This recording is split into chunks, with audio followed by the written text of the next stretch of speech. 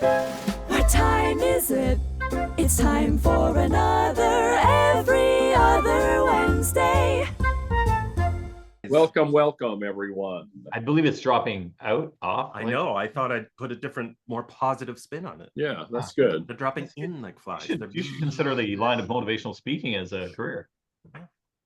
Hey, so how is everybody today? Where are you? You guys are at home in Canada where it's very cold, right? It's very cold, but we're getting out of the deep freeze as of today starting. Oh, good. Okay. Well, I'm in a few more days in our I'm in Houston. I'm in Houston, and it's 33 degrees, which is cold for Houston, but there's like a 2,000-mile-an-hour wind, and when you go outside, it just cuts through you. And I'm a cold wimp, you know. I'm from Florida. I don't like this cold. I like chilly, but I don't like windy. I don't think anybody likes windy. Told you a million times not to exaggerate. It's not a 2,000-mile-an-hour wind. No, it's something less than that, but it's pretty big. Hey, so everyone, we have a question for you for the chat, please. And here it is. The question is, what trends do you see as being important in organizational culture for 2025? Maybe just one thing that you see. If you see what's something that you see that you think is trending as an organizational culture issue in 2025. Okay. All right. Mindfulness is one. Good. Thank you. That's a positive trend. Yeah. By the way, I look weirder than usual today because I'm in a hotel in Houston and I did not bring my webcam on this trip. I don't know why. I should have, but so I'm working on my iPad, which is not ideal, but that's good. What do we got? So navigating the political landscape. That's from is that a first-time attendee? Sanjay Nath. Who else? Sounds cool.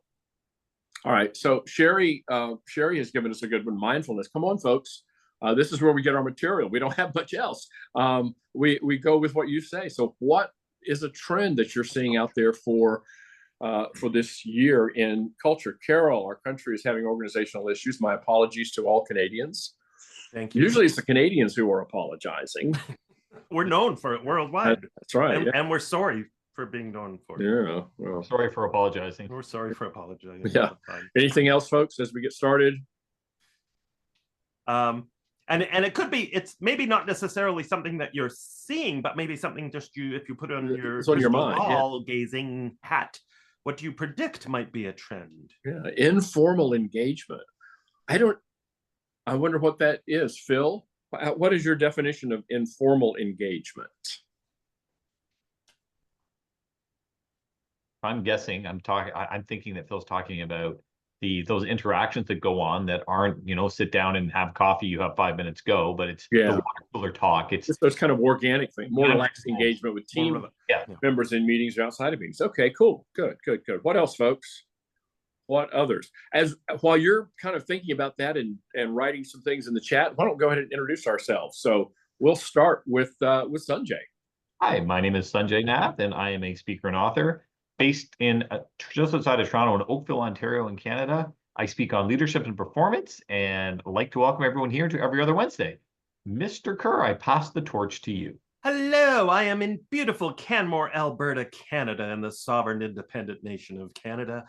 It is a beautiful blue sky day here. We are getting out of the deep freeze. I speak on workplace culture. My latest book is Small Moments, Big Outcomes, How Leaders Create Cultures That Drive Extraordinary Results. And the sign, we didn't do the sign. It is so today's February 19th. February 19th, 2025. And today is, if you're wondering what the theme days are, it is official Lashes Day to celebrate the importance of our eyelashes, believe it or not. So everybody take a moment to blink. Chocolate Mint Day, and it's Best Friends Day. So I'm happy to be with some of my best friends here in the world. Yeah, absolutely. Great. Well, thank you. Well, I'm Richard Haddon, and I'm an author and speaker, and I wrote Contented Cows Give Better Milk and the sequels and all of that. And I live in Jacksonville, Florida, but today I'm in Houston because tomorrow I'm speaking for a client here. And you'll notice that one of our compadres, 30 lashes, one of our compadres is missing, and that's Jeff. And Jeff has been missing a lot. If you haven't noticed, we've been missing Jeff a lot. And actually, Jeff thought he's still among us. He thought he was going to be on. Yeah, he's still with us. In many ways, he said he thought he was going to be on this session, and we were having, the four of us have a little WhatsApp chat group, and we were discussing who was going to be here on February the 19th, and he said he was, and then just 30 seconds later, he realized he was not, and he told us that. He said two words. The first one was "oh," and then he told us he wasn't going to be here. So we miss Jeff, but we're going to go. The other one is synonym for poop. It's whatever you wanted it to be. You remember you were on the chat. Hopefully he'll find himself soon.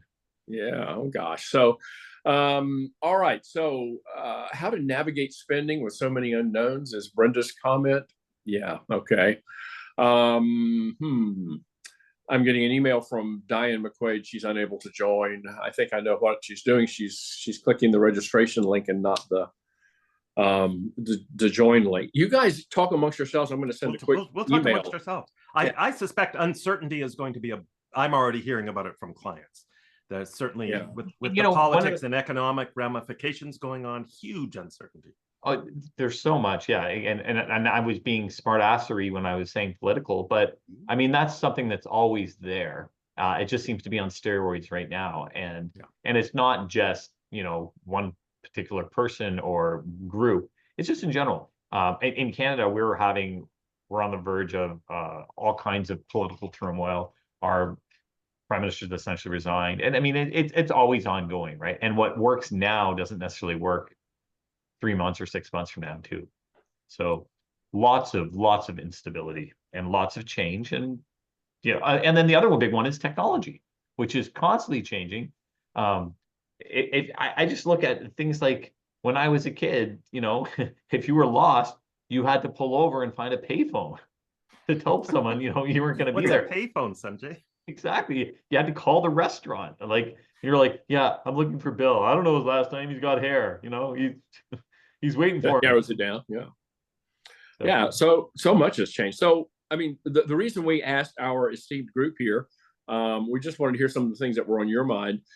We are going to be pulling some of our material. Let's be honest, we're pulling all of our material today from a report that came out from OC Tanner. If you're familiar with OC Tanner, it is a company that focuses on rewards.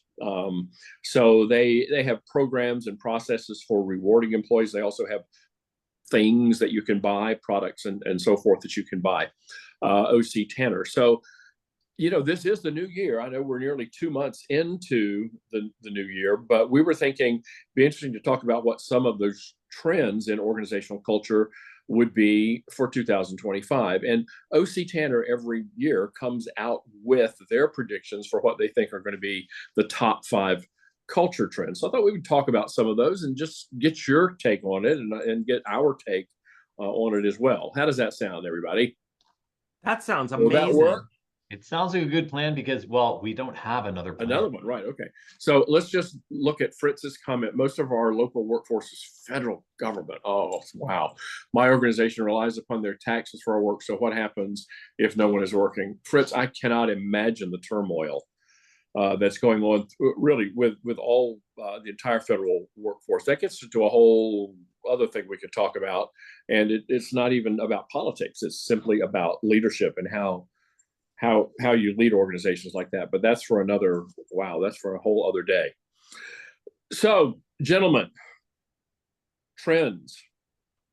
The number one culture trend, and it is not clear if OC Tanner is putting these in order of kind of significance or priority, but this is one they say is culture trend number one. It says a renewed focus on care in the workplace. A renewed focus on care in the workplace.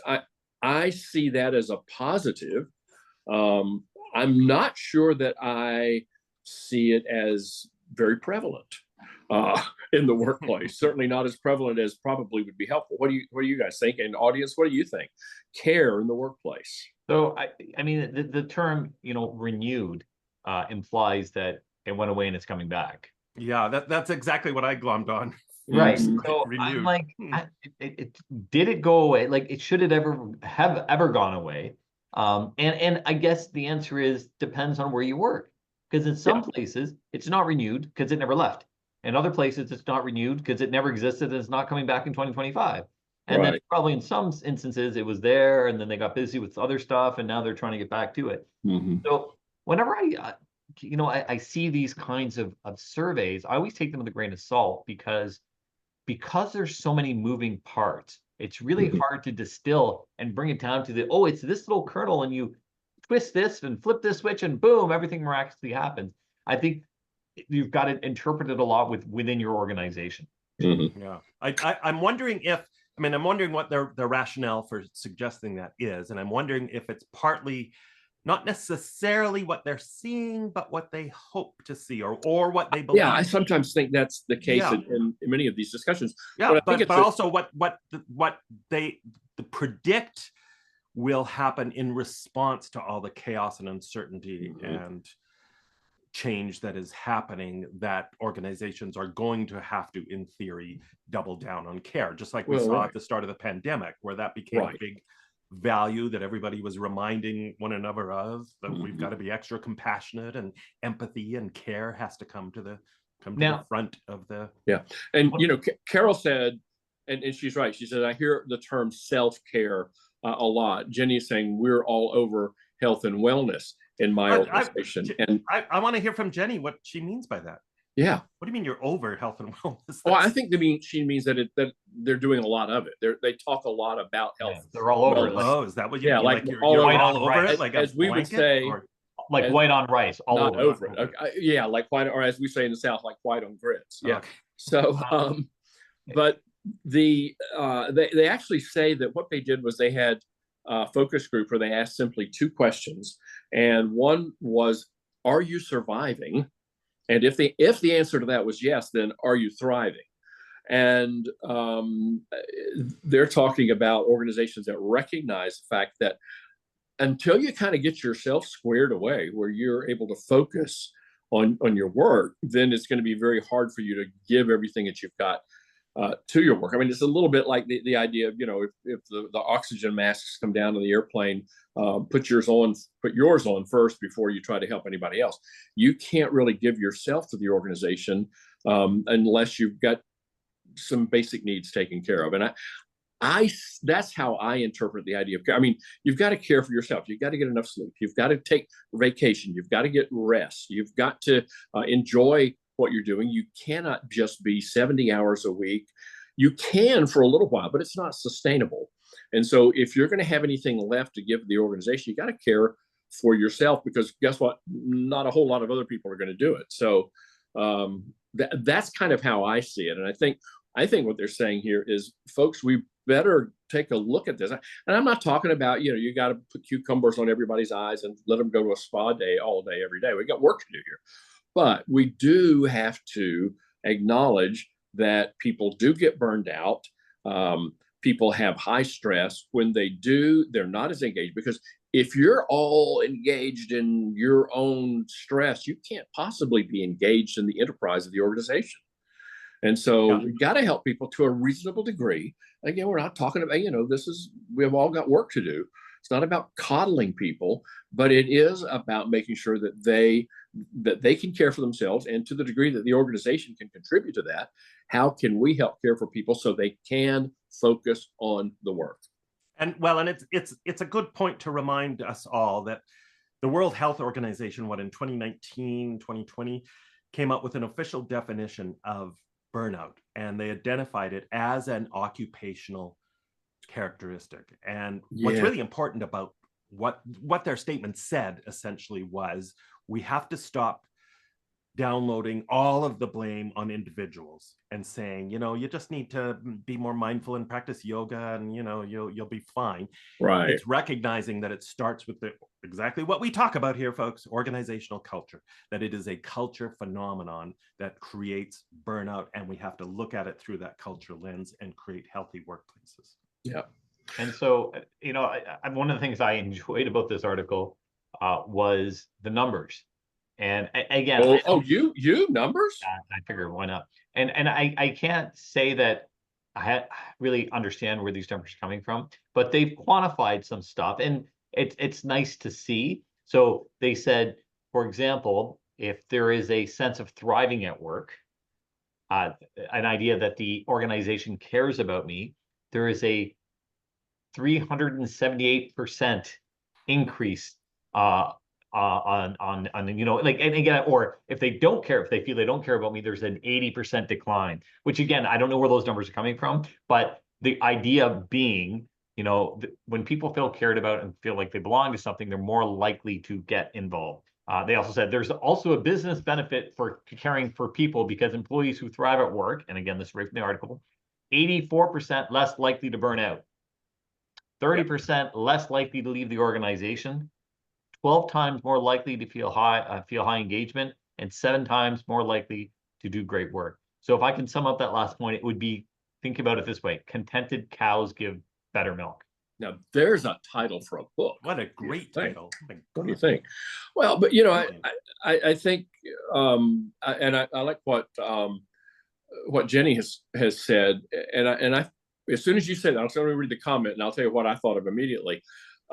Jenny says we have a volunteer program that allows us to volunteer wherever, whenever, for 12 hours annually. And Jenny, I'm assuming, I don't know, but I'm assuming that you get paid by the organization while you're doing this volunteering for an outside organization. And I've seen a few, not enough, but a few organizations that do this. And I think it's great because here's what I thought about immediately.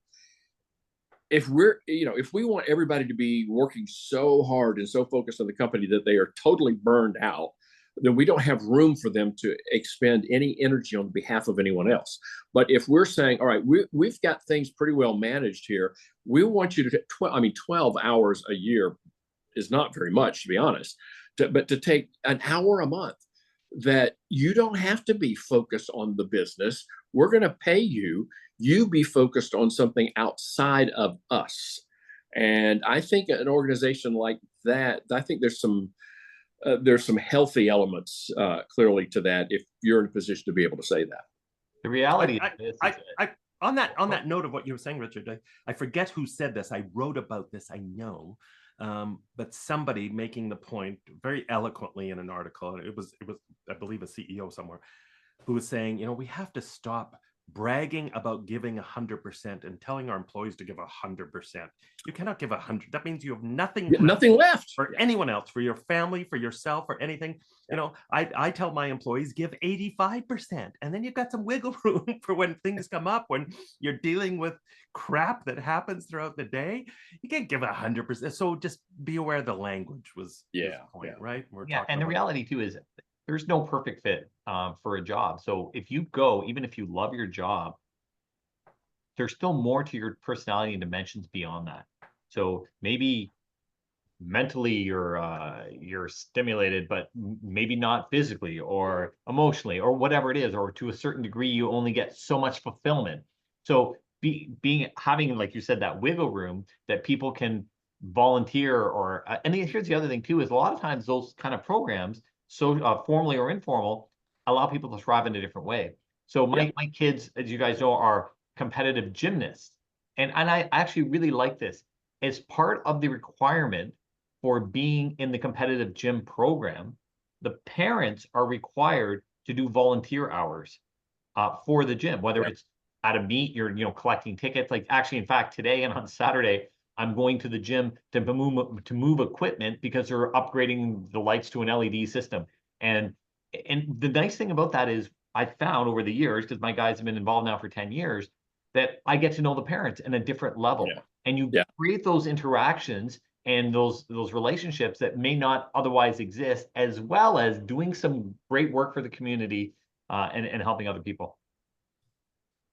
All right, everybody read Jenny's comments because she's got some really, it's very, as Mike said, it's awesome. Very positive, heartwarming comments there about the kind of volunteering that's going on. Let's move on to trend number 2. How about it? What do you think? So trend number 2 said, and I love this, it says rethinking total rewards. And I had to grin a little bit with that because, total rewards is jargon. The term total rewards is jargon. It is jargon. It is HR jargon. And most normal people don't really think in terms of total rewards. And yet it really is a very important concept and one that I think people should understand. But the research that they're talking about here says that most total reward strategies fall short of their purpose and may even have a negative effect. In fact, less than 40% of workers know the meaning of the term total rewards. Well, I'm surprised it's as much as 40%.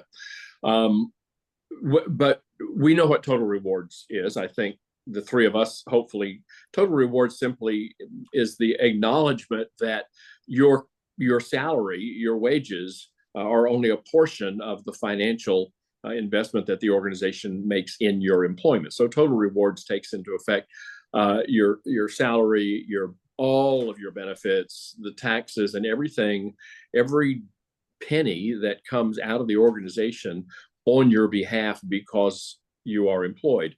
And I think it is important that employees understand that the total investment, financial investment in them, which also includes training and development and all of those things, is more than, let's say that, we'll just throw out a round number, $50,000 a year, US, Canadian, whatever. If that's their salary, it clearly is more than that. And I think it's important that people understand that. But giving it this term of total rewards, it's a branding kind of a thing, and I don't think it's been branded very well. So what this is saying is that one of the trends is organizations helping people to understand that there is more investment than simply their salary. Now, what do you think about that? I mean, is it important that organizations make a point of that? Or, I don't know, what do you think? I'm 100% think so. Absolutely. Because people don't always appreciate that. One of the things that I'm going to say this, for the most part, I think in general in North America, people are financial morons. Not everyone, but a good chunk. So if you say to someone, hey, I can think of some in particular. Yeah, no, never mind. Go ahead. Yeah. If you have a job, you make $10 an hour and you want to buy something, it's $30, ask people how much do they have to work. 90% of people are going to say 3 hours. And that's not true. That's not true, because there's taxes that you pay there, and then there's probably sales tax on top of that. And so, when my kids are growing up, one of the things I tried to explain to them was a factor of 3. So if you want to buy that $30 thing and you make $10 an hour, you got to work 9 hours to make that. And so I also think that unless you've been on the other side, meaning you're writing the paycheck, you may not have an appreciation for that. Yeah. And if you're doing simple back of the envelope calculations, you kind of go, well, where's all the money going? And so I think you don't, it doesn't have to be scripture and have people chanting it at every meeting, but people should have an appreciation that, oh, you know what? When during holidays, for example, I get a paid holiday. Yeah, but your employer's paying that holiday. That's why you're getting it. It doesn't miraculously come from nowhere, or health benefits, or flex time, or the list goes on and on.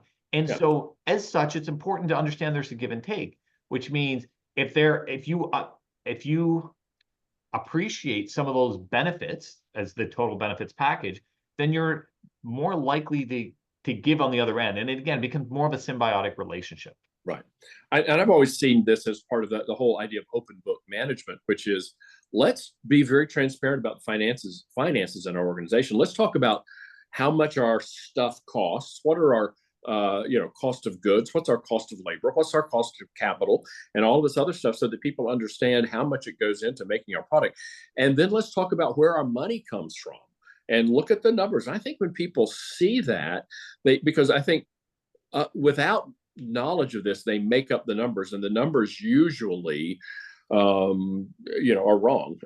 And they make it look like, oh, well, they're paying me so little and they're, making all this. Now, listen, I agree. There is an awful lot of greed at the top of a lot of organizations, but I think most people fail to understand, because it hasn't been shared with them. What does it take to make money in this business? And how do we make money, and how do we spend our money? And I think the more transparent we can be about that, the people will understand, okay, wow, that's a pretty big chunk of what we do.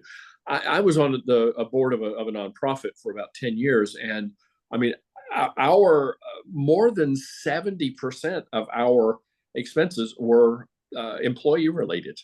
And so I mean 70% just to pay people to do the work of the nonprofit. So Stupid people. If we could just get rid of the people, I know that's the that thing. would save companies a lot of money. That's the thing. Headaches. And I like Carol's comment that I find the word reward an odd word to use related to your job, and that's a point. And Amy says, I agree. We call it total compensation. Yeah. But I think to just summarize what this point is saying is, from what they're saying, they think that in 2025 there's going to be a trend of organizations helping employees understand a little bit more about the full value of what they're receiving. That's what I interpret. That's a communication. Sure, piece. Exactly. Yeah. And you said the open book. I appreciate where it comes from too, because again, it's the reason why we don't go around sharing our income with people, because the perceptions that come with that. Because we'd be pretty embarrassed. Yeah. Right. Exactly. It's like, oh my God, you make how much, and why can't you do this? Or you don't make that much, so I can't be your. The perceptions that come with it can often lead to detrimental relationships. And I think too that if I'm a big fan of open communication, but I'm also not a fan of complete open book, because again, then sure. There's an I think it has to be moderated. I think but we can probably go a lot more transparent. Most organizations could go a lot more transparent than they are. Very much agreed. Yeah. I could just listen to you talk all day. Well, and you have been. So a confession. As much as I think I do a ton of research and reading.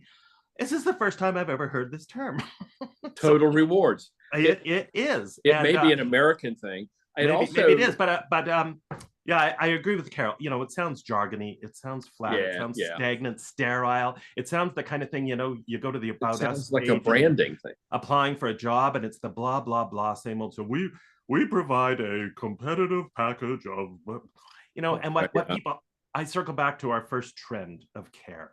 Let's talk more about the practical, tangible things we are going to do for our employees, to actually demonstrate we care about them. That's right. Yes. Something that actually lands with them. Yeah. Yeah. Something that lands, that has meaning, that's personal, that's humane, and get away from. I agree. I'm a huge fan of open book concepts. And I think of companies like Similar Industries, where it's insanely open, where everybody does know everybody's salary and they've made it work. Like everything is open. And what that does is it creates a sense of co-ownership among all the employees. You feel like this is my company now because I know everything, and I'm going to contribute ideas because I've got all the facts. I know what the costs are. I know what creates the revenue, and I'm invested in this. Yes. Well, I think the term total rewards was coined, I think, by what used to be known as the American Compensation Association, and they changed their name to World at Work. And then they came up with this idea of total rewards. That was the first context in which I heard it, but I think it definitely needs some branding work. Yeah, right. Yeah. I don't remember who it was. I want to say it was Jeff on an EOW call.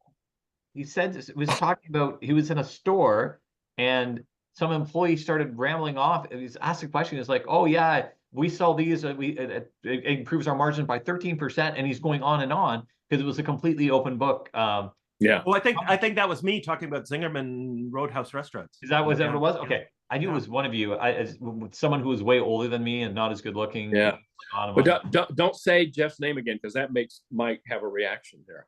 Apparently, he breaks down and hides. Yeah. Now we're ready to move on to culture trend 3 after your next comment, Sanjay. No. I was going to say let's move on to number 3. That was my next. So comment. Number 3, I think again.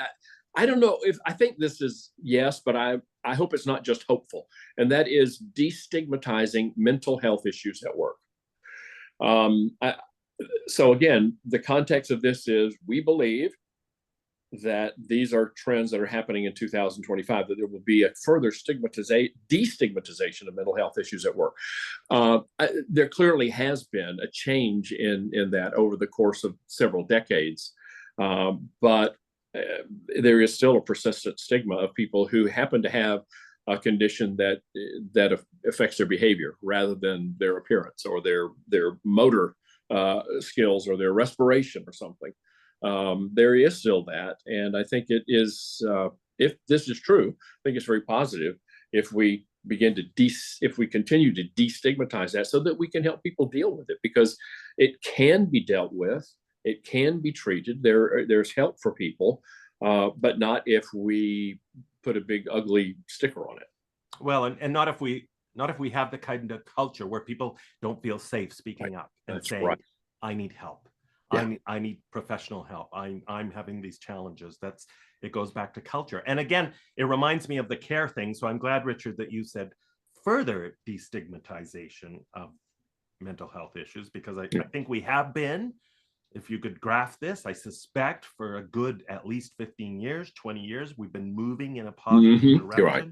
Year after year. So I would hate to think that for a couple of years we stopped destigmatizing it. Yeah. Right? And now we're back to doing it. That just seems a little goofy and weird.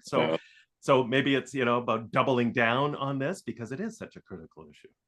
And I know that in the United States 20 years ago, it was common for insurance companies, health insurance companies, you guys wouldn't know about this, but we have to pay health insurance, and then that pays for our medical over here. That if you had any mental health coverage at all, it only paid 50% rather than perhaps 80% for other physical conditions.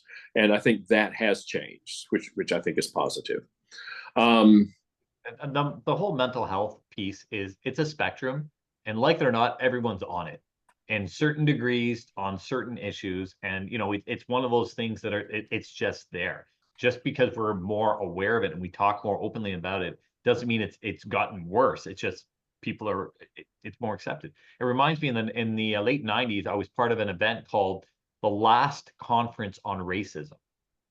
And the rationale behind it was, as long as we keep talking about it, racism, it's still an issue. And when it no longer becomes an issue, like we don't categorize people based on what's your favorite ice cream flavor. It just is. We can have that conversation, but the idea is it just becomes part of everyday culture, and we don't actually have to keep bringing it up. So I like that when we can get to some issues that are like that we no longer think about it.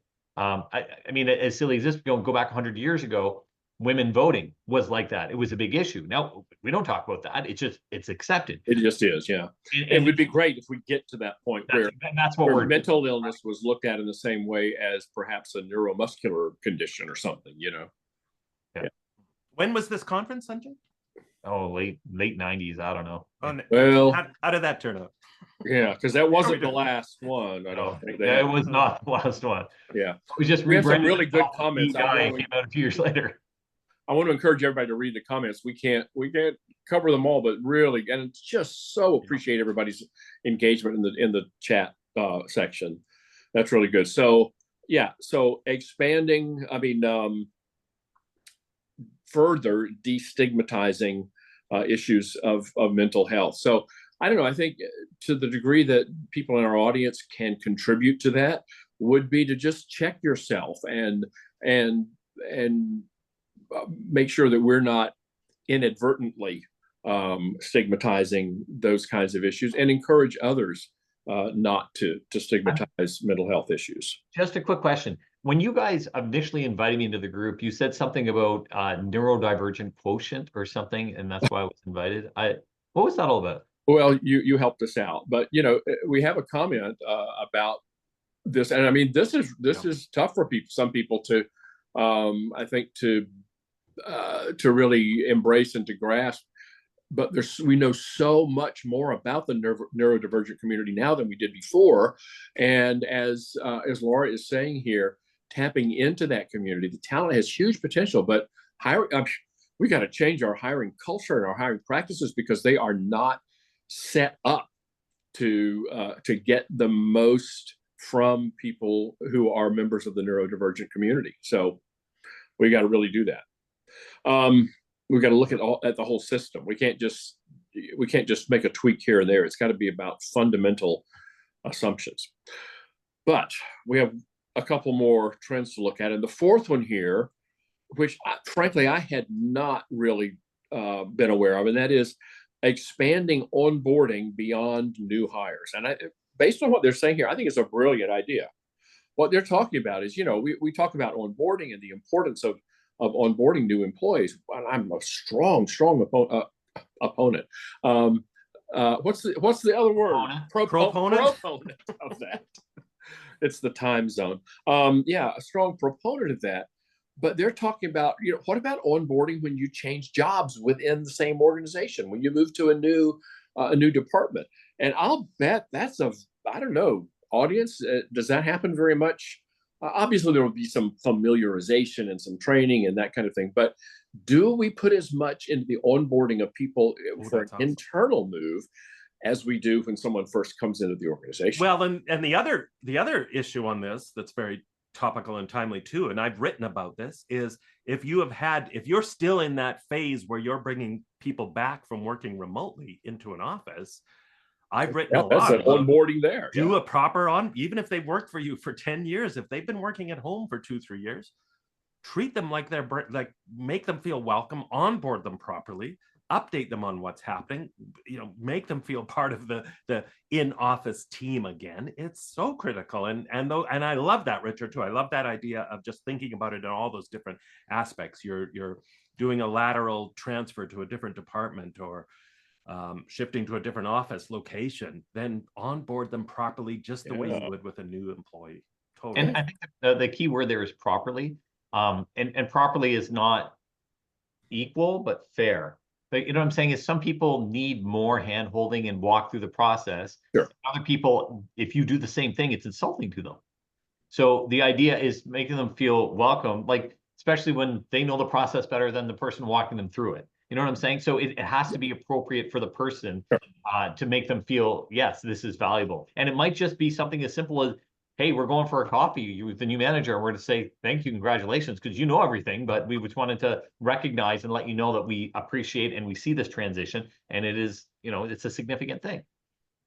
Well, but, so much of onboarding, I think, is helping people to understand the culture so that they are able to perform appropriately, that they understand the culture, so that they know that to the degree that they can fit in with that without having to overly adapt themselves, that it's going to work. And I think, in a perfect world, every department in one organization would have the same culture, but that's not necessarily the case. And so helping people to acclimate to a new culture in a new department can be helpful for that person and therefore to the organization. That's very true.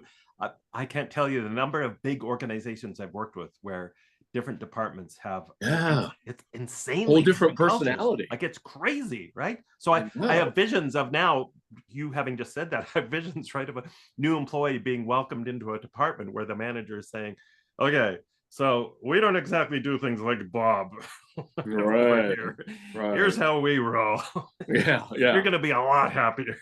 And you certainly don't want to be the person who says, well, over in shipping, we did it this way, because then you'll be very unpopular. But there needs to be a consistency, right? So there needs to be, but if there's not, we need to help that person, and as we're striving toward getting things more consistent. Yes, but you want the consistency, but you also want the individualism as well. Like, if we're running McDonald's franchises and you have one on the East Coast and you want to have McLobster, fine, you can have your McLobster, but you need a Big Mac as well. So I think there are certain bits there, and it's got to be, to your comment about the eye rolling, this is what Bob does. I think as long as there's an underlying respect, they can appreciate what Bob does, even though they won't do it themselves. Right. So, I think let's take an organization that would have a marketing department as well as a department of actuaries. I would think that there would be a slightly different microculture in the marketing department than there would be in the actuaries department, and yet it should be bound by one macroculture. Agreed. Yeah. I suspect the actuaries throw way better parties. That's my thought. Yeah. At least, I can make all kinds of jokes, but I won't. So that was just an interesting. I thought I'd thought of everything, but I hadn't. So I love it when I learn something that I hadn't thought of. What? You know what? I love it when a plan comes together. Yeah, I do. So the last trend here is one that I'm going to be a little contrarian on, and it says smarter culture insights with AI.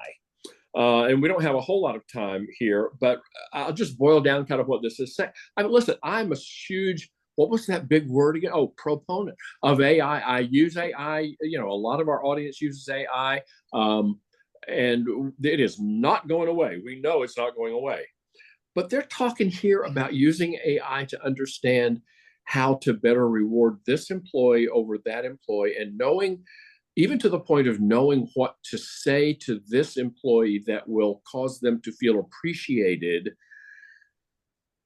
I think if we have to farm that out to AI, we've lost something. That scares me, just as you've said Yes, it there, ish. right? It's like farming out our humanity, like Exactly. Yeah. turning us into. Hold on a second though. Autobots. Because we're all about trying to be contrarian. If you have a calendar and it reminds you that it's Michael Kerr's birthday, do you have a problem That's with that? great. That's AI. No, I don't.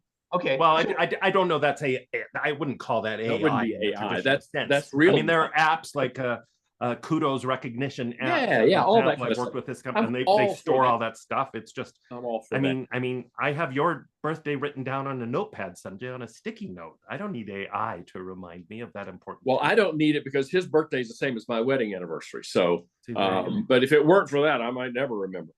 But yeah, I think some of those things, and even to the maybe what are some ways of doing this? I might throw something into Chat GPT and see what it says and come out with it. But I don't want to just relegate that something that is so totally personal and emotional to something that is so unemotional. Yeah.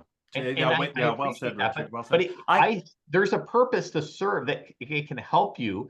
It's not going to delegate, like if it's Valentine's Day and the AI suggests a right gift for your partner, and you go get that gift and wrap it up and present it at dinner, I think that that's a great use of it.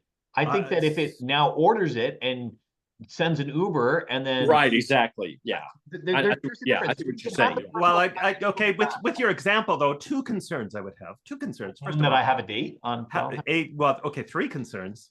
That's number one for sure, just so out of the realm of reality. Number two, how the hell does AI know my wife's personal preferences? That's a little I have a little concern. And number three, I would like my significant other. I'm thinking of Richard's book again. Yeah. My significant other, I would like to know, and I would like her to know that I thought of this, that it came from my heart. Yeah. My I think that's from my connection to her and my imagination.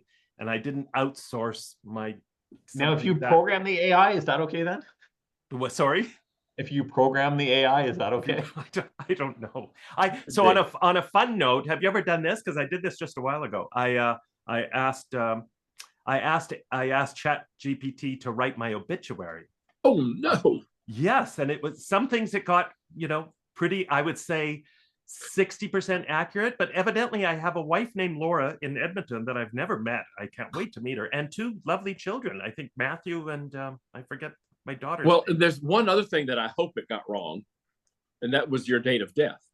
It did not suggest. However, it did say where my service was going to be held. Even well, at the BAM Center School. Yeah. Now So Jenny wants to do her AI obituary. I know. I just and I think some of this is, everybody kind of wants to get on the AI bandwagon.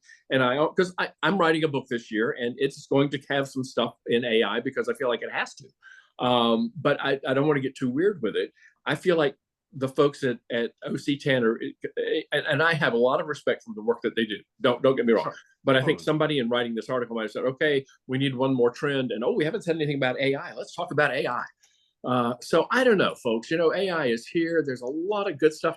I use AI for fun stuff. I asked it to do a cartoon for me the other day because I had seen a cartoon years and years ago. I couldn't find it. And besides, it was copyrighted. I couldn't use it. But I described it to Chat GPT and it created exactly what I wanted. So, I mean, there's all kinds of good uses for AI. But I think we have to not yet completely turn over those kinds of real connection things like expressing appreciation at work to artificial intelligence. Not yet. All right. That's all I we got to gotta say on stop, that. folks. What? You guys gotta stop talking. We gotta I wrap know. We're done. We're out of time. So when are we getting back together? I'm gonna say March 5th sounds like a good time. Fifth. That sounds like a time. Wednesday to me.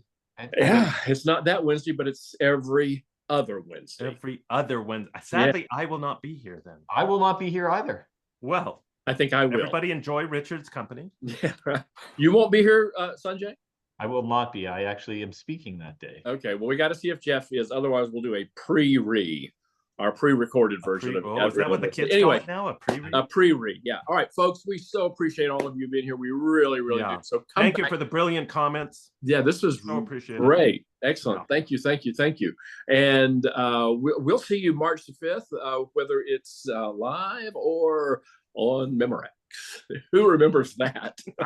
Is it live or memorable? Or is it Memorex? Wasn't it? All right, Did folks. Ella Fitzgerald do those commercials? Yeah, I don't remember. I don't know. All right, folks. We'll Bye. see you every other Wednesday. Bye. Bye, folks. Bye.